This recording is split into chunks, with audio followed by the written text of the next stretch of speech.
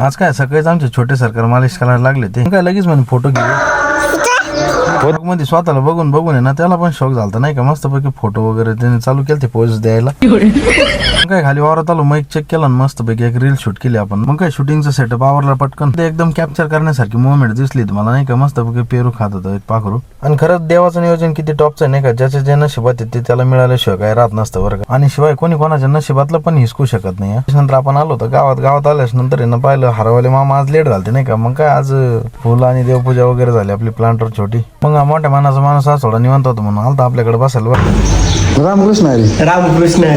याच्या ब्लॉग पासून यांची मस्ती पण खायची बंद झाली बरं का आता कोणाला खाताना दिसले बी तर मला तात्काळ कळवा काय तेवढ्यात आगडे पाटील आहे ना चहा घेऊन आलते नाही का मस्तपैकी गरमागरम चहा पेलो मग लागलो कामाला तेवढ्यात राहुल भाऊ आलते तिने आपलं मिक्सर खराब झालं म्हणलं ठेवा तिथं मग काय भाई शेट बिंग त्या खुर्चीवर बसून मोकार मोठाले गप्पा मारित होते आज आणि मग म्हणलं चला आता कॅमेरा चालू करू ब्लॉग मध्ये घेऊच आणि मग सोयरिकीचा विषय निघला भाऊ थोडा इरामला बरं का मग भाऊ म्हणजे थोडीसं कम्प्युटर चालूच आहे तर मग मी थोडी पेंटिंग करून पाहतो बरं का काय त्याच्यानंतर आपण आलो होतो गंगापूरला चिंतामणी मोबाईल शॉपिंग मध्ये बरं का एक नंबर ठिकाणी तिथं मोबाईल वगैरे घ्यायचं असं कोण होतं आणि आता आमचे जवळपास सगळेच पोरांचे लेबरचे सगळ्यांचेच मोबाईल तिथे घेतले मग काय त्याच्यानंतर ओंकारला बी मोबाईल घेतला आणि एक शेखर भाऊला बी मोबाईल घेतला बरं का दोघं भाऊलाही खुश होते आणि कसं आहे ना चिंतामणी मोबाईल शॉपिंग म्हटलं का थोडासा एक विश्वास प्राप्त झालेला आहे बरं का आता तिथं काही विषय नाही मग काय गंगापूर आम्ही आलो होतो प्लांटरवाला आम्हाला भेटले गुड्डू भाई गावात येले होते कार्यक्रमाला मग काय तिथं विषय आपल्या जिम मधले जोडीदार बनले होते ते आणि एक नंबर आणि गुरुवारी पण आपण त्यांना मानलं होतं नाही का तब्येतीच्या बाब आणि त्याच्यात माणसाचा स्वभाव पण इतका राहिले ना का विषयच नाही तिथं मग काय त्याच्यानंतर आपल्याला पिकअपचं बेल्ट बदलत जातं मग रोहन सर बेल्ट आणि स्टिंग घेऊन आले मस्त पैकी मग काय शर्ट बदललं स्टिंग पेलो मस्त पैकी मग काय लागलो परत कामाला मग काय बेल्ट बदलायचं होतं मोठे पिकअपचा आणि ते